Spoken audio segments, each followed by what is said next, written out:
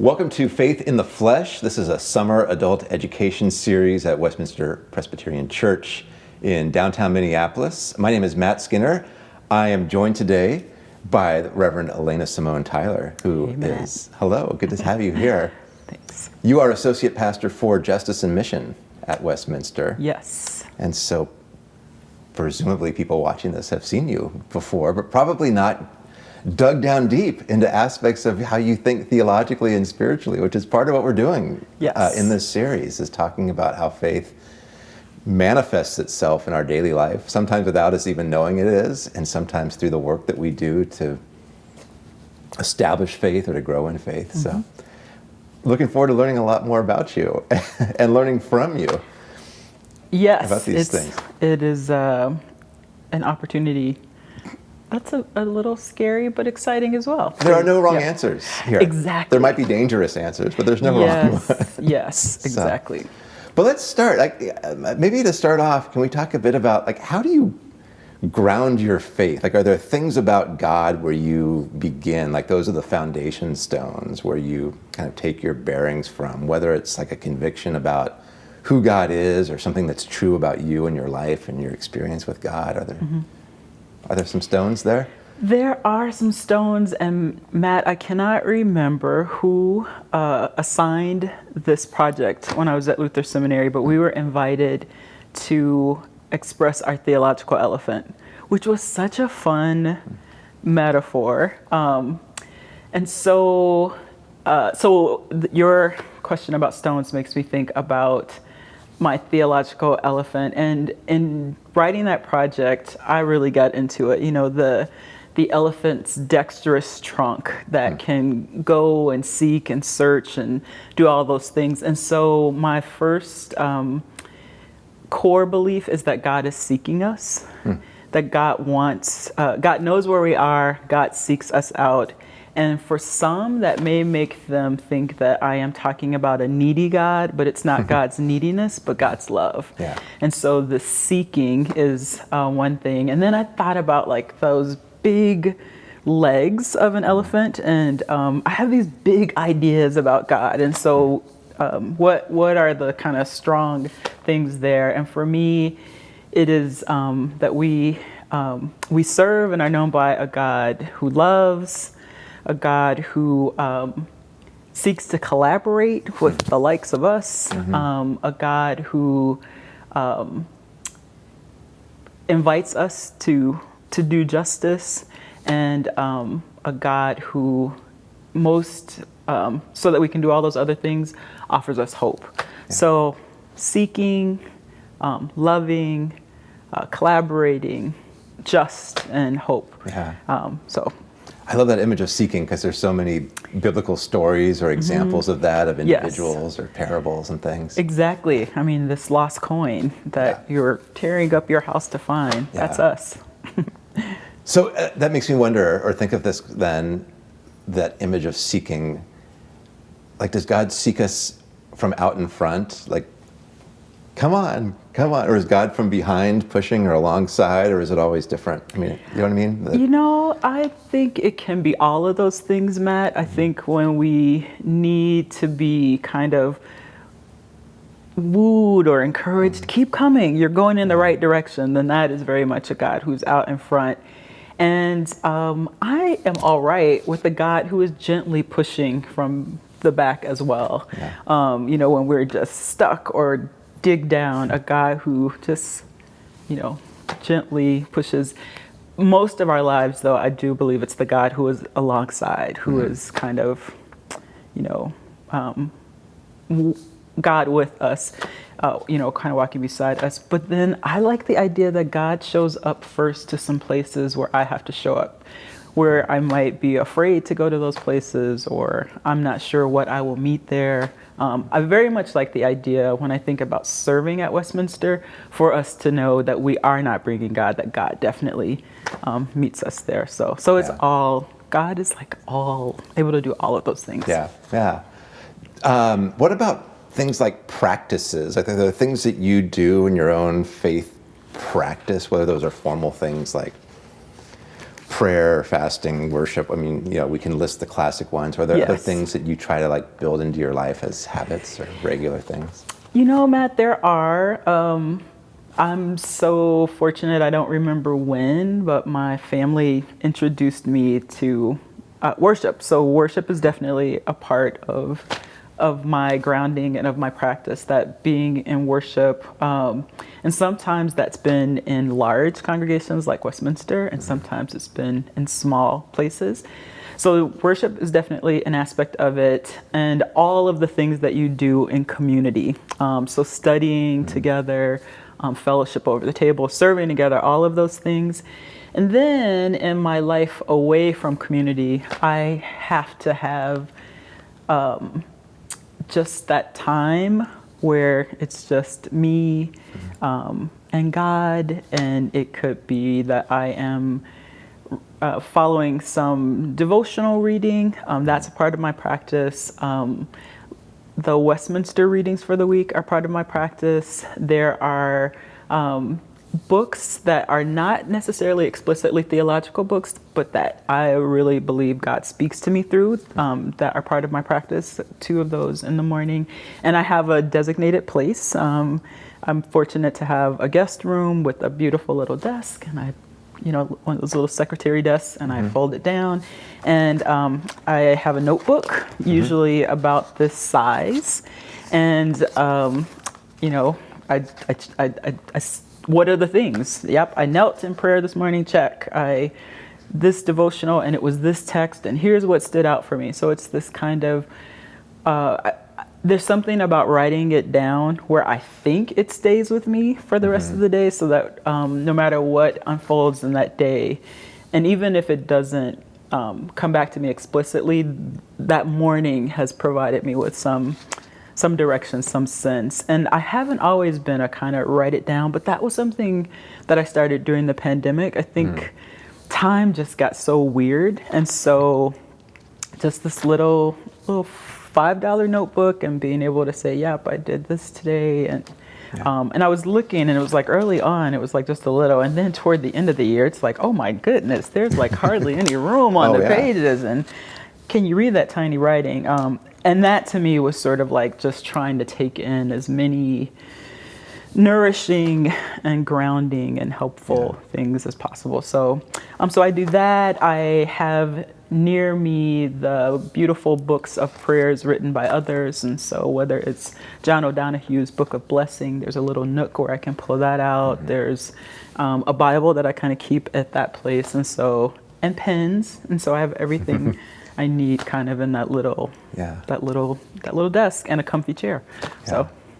So what, do you ever go back and read the journal, or is it just the process of writing that's nourishing to you? Sometimes I do go back, and it depends on how busy I get. But yeah, I do think for me, the writing it down maybe helps me remember it.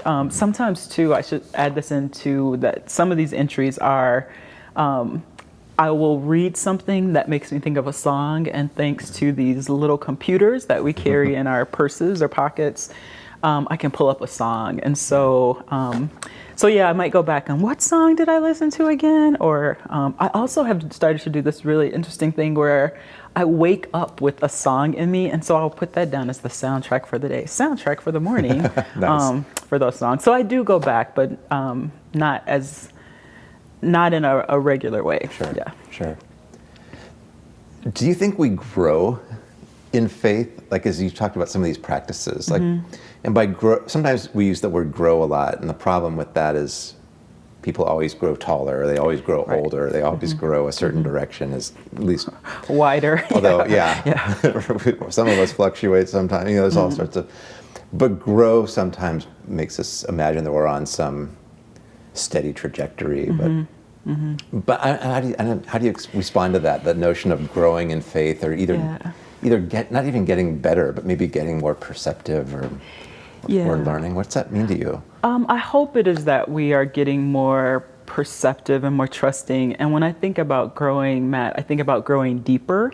I can't remember the timing of it, but Tim offered this sermon that so captures, I think, what we're talking about growth.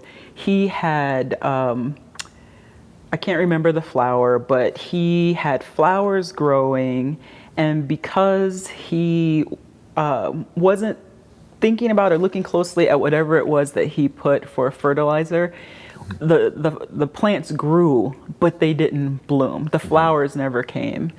And so I just love this idea that whether it's in community or in what we do daily, we can, with the Spirit's help, discern that which will help us to flourish. And so the growth that you're talking about, Matt, growing taller, that's beautiful to be a tall plant, but it was a flowering plant. And so Tim realized, and I'm not doing justice, and I'll figure out the sermon. If anybody wants to know, they can find me later and I can get you the sermon text. But this whole idea of we get to, which is, as I say it, I realize it's a privileged thing that we get to have these experiences that can help us to flourish in the ways that God would want us to flourish. And so it could be deeper roots, it could be a brighter flower. All of those things are potential ways of growth. And we just want to be thoughtful about it. I hope that makes sense. Yeah, it does make sense. It does make sense. Does that mean that things get easier or more satisfying, or what does it mean for how we experience life? No, it absolutely does not mean that. And boy, 20-something self thought that. But right. Some of the experiences that have led to my growth have been difficult ones. And wisdom and getting older and having wonderful older people in my life, they tell me that's what's supposed to happen. And so, some of the ways of growing spiritually absolutely will require that we be uncomfortable, which is not to say that people who are in situations where they are constantly uncomfortable or where they have to deal with difficulties and oppression, isn't that great because they're getting to grow? No, that is not what I mean.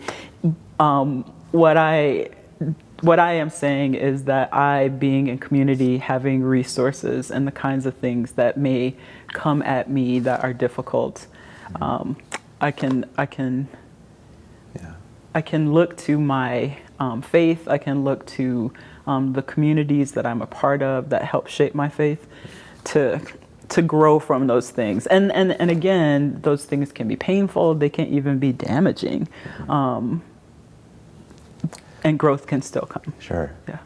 This is a kind of follow-up maybe to that, but a lot of what you're talking about puts a lot of importance, I think, on memory.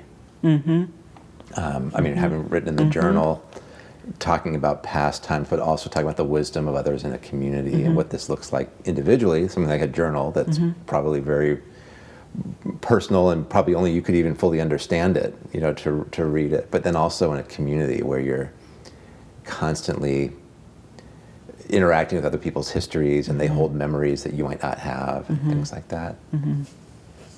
I don't know if that's even a question in there. I just am kind of, it's obviously so much about faith is the importance of memory, and to have a Bible that's very old and to have hymns and prayers that are very old, but you hold that. Well, and to have a community memory, Matt. Again, I feel very fortunate to have, to be in community. Because when you're in community, there is what you remember and your memories, and you also can be helped and encouraged by the memories of others, by their experiences of, I faced something similar and I'm here. I remember not my previous church, but in my early 20s, I was in a congregation that was there was always such contentions, it was just a congregation with a lot of dynamics and a lot of hurting people.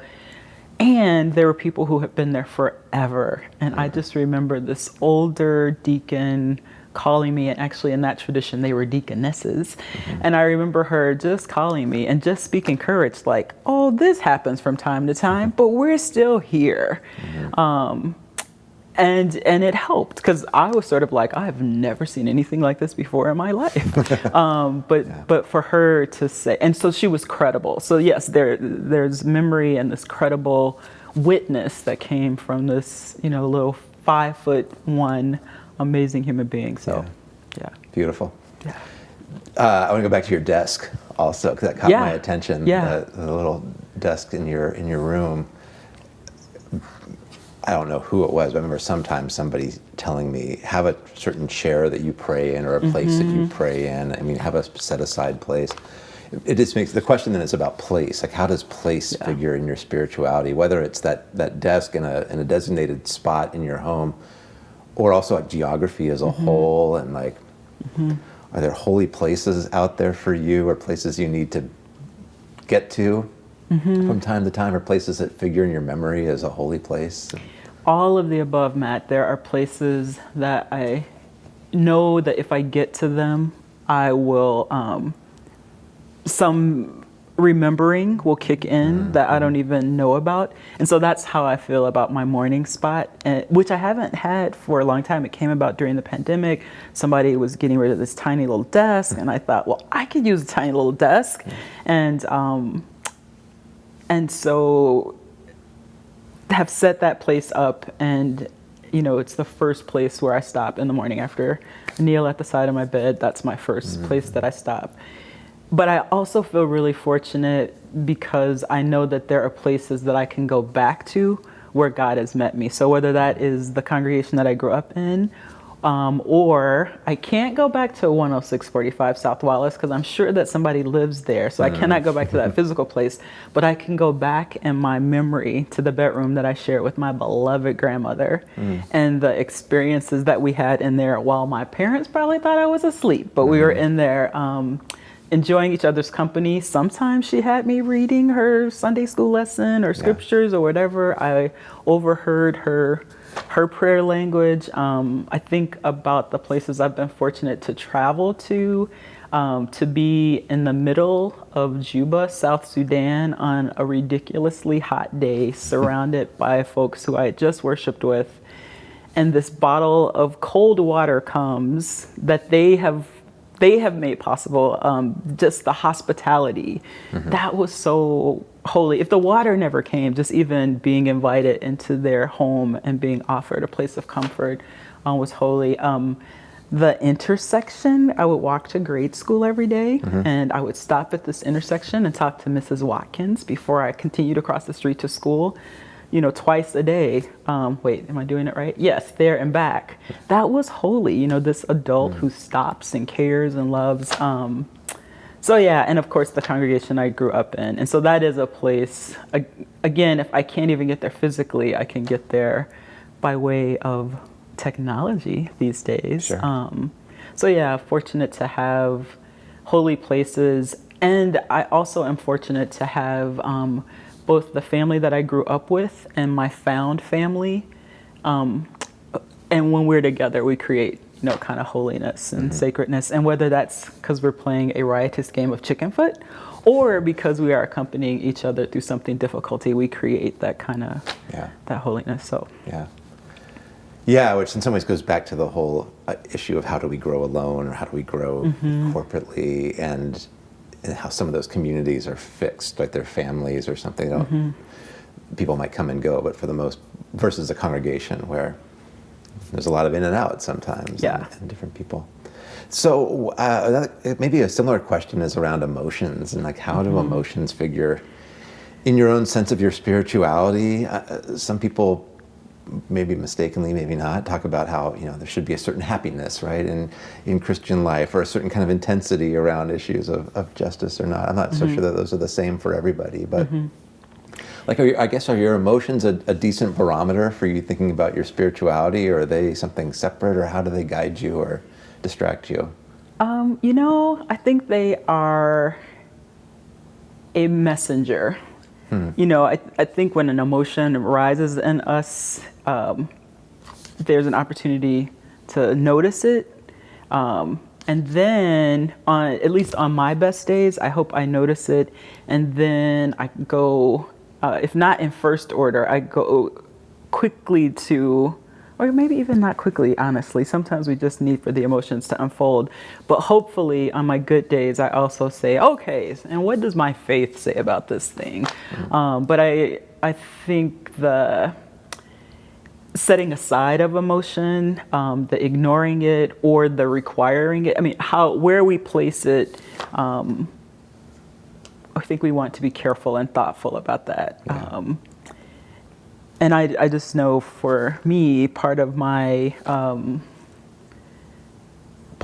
what I believe is happening in my spiritual growth is to trust my emotion, to trust my instincts, to trust my read of a situation. And then I choose my response. And hopefully as I choose my response, my faith is informing that.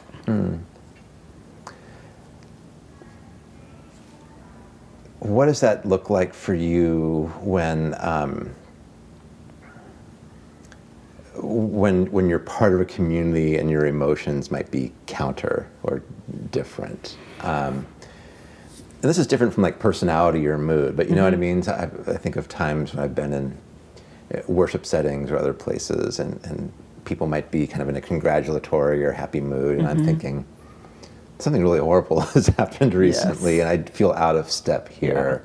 Or people sometimes, you know, it's going to be as simple as walking into a worship service where the mood doesn't fit your mood on a given Sunday. And of course, it's different for you because you're in leadership and you help plan worship here as well. Yeah. So you have to lead a service and participate in it at the same time for the sake of a larger community. Right. That's just my question. What happens when kind of our individual emotion or mood, kind of or spiritual state on a given time is out of step? I mean, sometimes that's what prophets do, is they're the ones who say, Right. you're missing the point. Right. But sometimes it can be an alienating feeling, at least in my experience, when you feel kind of spiritually out of step with the group, you know? Yeah, I mean, I would say, you know, Matt, that is why I think I'm fortunate to be a part of lots of different communities.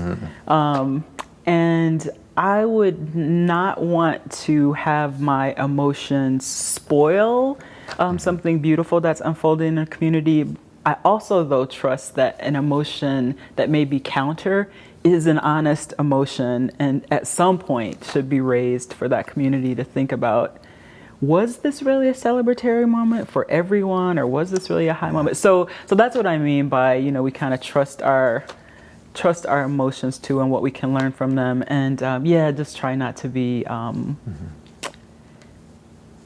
centering oneself so much that it's like, well, why is everybody happy if I can't be happy? So not that response, but also trusting that if something is upsetting, that it should be investigated. It should be explored, and first an internal exploration, and then if it warrants it, to talk about it too in community, because we don't want to be in communities where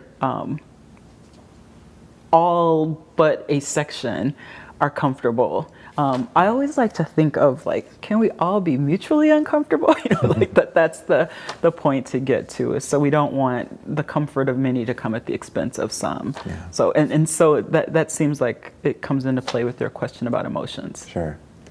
And how have you sought that out?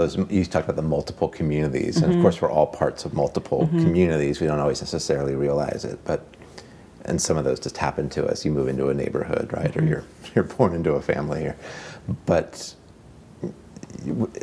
how would you encourage people to think about seeking that out? Or is that, like, there's nothing wrong with that, right? To feel like, well, I need more than just this group to help me think theologically. And some of those communities are maybe authors we read or artists we listen to. Or what. Absolutely, Matt. So there is nothing wrong with it. I encourage it because we have so many dimensions to us. And so to think that one community will meet all of those dimensions puts a lot of pressure on that one community. And I'm so appreciative of what you're saying about how a book or a podcast or some other experience that may be online. And notice I didn't say virtual because it's real, even though it's online. Some experience that may be online has been another way to find community. Many years ago, through the PCUSA, I met someone who is based in DC, and she does this conference every year. And because of the pandemic, it's now been online. And Matt, that was community. I mean, I was sitting in front of my computer in my dining room, but that was accessing a community, getting some spiritual good food, and then bringing it back to, to this community, or just taking it with me, even if I didn't bring it back here. So I think if we can stay open to it, I think there are always invitations to community. And I also know that there are people who may be isolated. And so one place where we hope that people will always experience a sense of community is here in church. This is what we intend to be open-ended. We intend for this to be a place where people can start to learn how to make their way into community, and maybe what they learn here, they can take to other places where they are. So. Yeah, which is an interesting way of thinking about church, right? I mean, some churches want to have a monopoly on their members' time, right? Right. We want you only here because you're probably getting into trouble if you're out somewhere else, but how to think of the church as a place where we gather, where we encourage, or even what you said, where we bring some of the habits perhaps we've learned here, the good ones, hopefully, yes. out into other spheres in our lives, right? Yep, that's what we can hope. Yeah. That's what we can hope. So one more question. Okay. Is to give free advice. So if, Pastor Alanna, what advice would you give to people who are thinking about tending their own spirituality in a more deliberate way? Which one of the themes that's going to emerge is this is always a very personal question. Yes. Everybody's different. But what advice would you give to somebody who came to you with that question? My advice is to try out lots of different ways of hearing, lots of different ways of connecting, with a lot of grace for yourself. And so there's this particular practice of getting up to write morning pages, for example. Well, not everybody wants to get up and write morning pages. Maybe, I don't even know what morning pages are. Oh, it's a whole approach where you get up and kind of free form thinking, and that's a commitment. So if morning pages are your thing and you get up in the morning and you can write 3 pages longhand, then do that. If you're if what's going to make you feel alive and connected is to have a different translation of the Bible than you would normally have that. If it is some coloring pencils and a blank piece of paper, if it is a coloring book and some crayons, just try out some things. Have this wonderful setting where Matt and I are sitting is Westminster's library. Maybe what will be most meaningful for you is to check out a book and to have a chapter or a half a chapter or whatever of that book kind of be a way for you to kind of listen your way or read your way into something. So I just say try out what works for you. Maybe you want to buy a hymnal and you want to make your way through the Westminster hymnal, looking at the texts that are in back. There's the lectionary texts tell you which hymns line up with that. And so just try and just know that we each want to do what helps us to hear more closely what our purpose or our multiple purposes are, that calling, whatever helps that to come more alive in us, So I would say try out some things. A Bible study here at Westminster, a small group, whatever are the ways that help people to hear from God. I appreciate the comment about giving yourself a lot of grace as well in the midst of that. Yeah, absolutely. Yeah. Well, thank you so much. Thank you, Matt. I look forward to the conversation. So this conversation will hopefully will spring forth out of this conversation. So for the people who watch this. I hope so. I hope it will be meaningful.